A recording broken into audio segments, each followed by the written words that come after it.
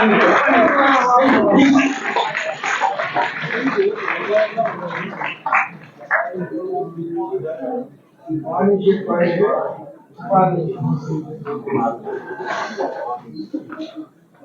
पहले मुझे आप सबको आदर भरा नमस्कार कहना है कि आप हमारे विश्वविद्यालय में आए। कुछ दिन पहले की बात है कि मानव अधिकार संरक्षण संघ के अध्यक्ष जावेद जी कुछ साथियों के साथ मेरे दफ्तर में आए और कहने लगे कि हम 10 दिसंबर को मानवीय अधिकार के दिवस पर एक प्रोग्राम आपके विश्वविद्यालय में आपके साथ सहयोग के साथ करना चाहते हैं। तो मुझे तो सोचने का कोई मौका ही नहीं था। मैंने तो कहा क्यों नहीं करेंगे, मानवीय अधिकार मेरे नहीं है, आपके नहीं है, हम सबके हैं। और इस दिवस पर अगर हम मिलकर कोई काम कर रहे हैं जिसमें हम जाने माने अनुभूतियां जो हमारे सोनीपत और हमारे देश में हैं, जिन्होंने मानवीय अधिकार के क्षेत्र में काम किया है, अगर हम उनको सम्मानित कर सके तो इससे अच्छी क्या बात हो सकती है। हमारे कानून विभाग के हमारे डीन प्रोफेसर विजय कुमार जी ने आपको बताया कि आज का दिवस हम मानवीय अधिकार के रूप में क्यों मनाते हैं। मैं उसको दोहराना नहीं चाहता, लेकिन एक छोटे सा उसमें एक एडिशन करना चाहता हूँ। जब वर्ल्ड वॉर सेकेंड चल रही थी तो हमारे पूरे पृथ्वी पर जितनी भी मानी हुई हस्तियां, बड़े बड़े देश, अमेरिका, रूस, चाइना, फ्रांस, इंग्लैंड, सभी ने जब लड़ाई में देखा कि जीत तो किसी की नहीं है, हार ही खाते। नेपोलियन ने भी रियलाइज किया, सभी ने रियलाइज किया। तो अगर आप यूनाइटेड नेशन का चार्टर पढ़ें तो उसमें देखिए learning from the scourge of war we decided then it goes on to say about the human rights as well. तो उस समय यह बात आई कि हम सब एक दूसरे में अपने राइट्स कह के लड़ते हैं, कौन सुपीरियर है कौन इंफीरियर है, लेकिन लड़ाई में कभी कोई जीता नहीं है, लड़ाई में सब हारे हैं किसी भी रूप में। अब यूक्रेन और रशिया का देख लो, कह सकते हैं कि रशिया जीता है? नहीं जीता है।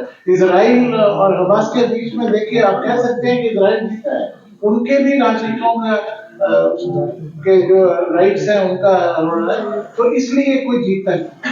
तो ये सोचा गया कि हम कुछ जो फंडामेंटल अधिकार है, जो बेसिक अधिकार है, उनको हम लिखित रूप से लाएं ताकि जिनका सब सम्मान करें। तो उस समय कहा कि कुछ सिविल राइट्स हैं, कोई पॉलिटिकल राइट है, कोई सोशल राइट्स हैं, कोई इकोनॉमिक राइट्स हैं, कोई कल्चरल राइट्स हैं, तो इनको कैसे उनको कोडिफाई किया जाए। तो उन्होंने कहा कि कन्वेंशन होनी चाहिए, उसकी सिग्नेचर होनी चाहिए, वो बाध्य होनी चाहिए। तो बड़े बड़े वो लोगों के प्रस्ताव आए। तो आया कि ये प्रस्ताव तो आते रहेंगे, बनते रहेंगे, बाद में इनको इन्फोर्स किया जाएगा, लेकिन इमीडिएटली हम सब माने कि हर आदमी के लिए हर प्रदेश में, चाहे वो किसी भी देश का हो, प्रदेश का हो, किसी भी रिलीजन का हो, धर्म का हो, उसके लिए कुछ अधिकार जो है वो मानना जरूरी है। तो तब ये universal declaration of human rights का डॉक्यूमेंट आया। अगर इसके टाइटल को पढ़ें, मैं रिपीट करता हूँ, ये 4-5 वर्ड है। यूनिवर्सल पूरे ब्रह्मांड में, declaration, this word declaration is very important. ये ह्यूमन राइट्स हमें किसी ने, वो 2-4 या जो 50 लोग थे जिन्होंने ड्राफ्ट किया, उन्होंने दिया नहीं हमें Russia, America, China, France, Germany किसी ने नहीं दिया।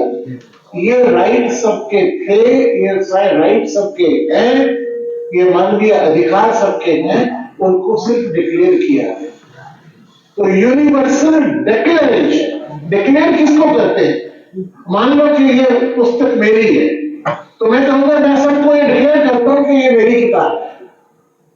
तो किताब मेरी थी, लेकिन मैंने सबको बताया, so universal declaration of human right के पूरे संसार में जो मानवीय अधिकार है, जो बेसिक अधिकार है, उनको हम डिक्लेयर करते हैं। तो ये 30 आर्टिकल्स का एक डॉक्यूमेंट है जिसमें civil, political, social, cultural, economics right जो थे उनको संक्षिप्त रूप से लिखा गया और बताया गया। उसके बेस पे बाद में कन्वेंशन बनी जिनको हम फॉलो करते हैं, उसी को पूरे संसार में आज भी फॉलो किया जाता है।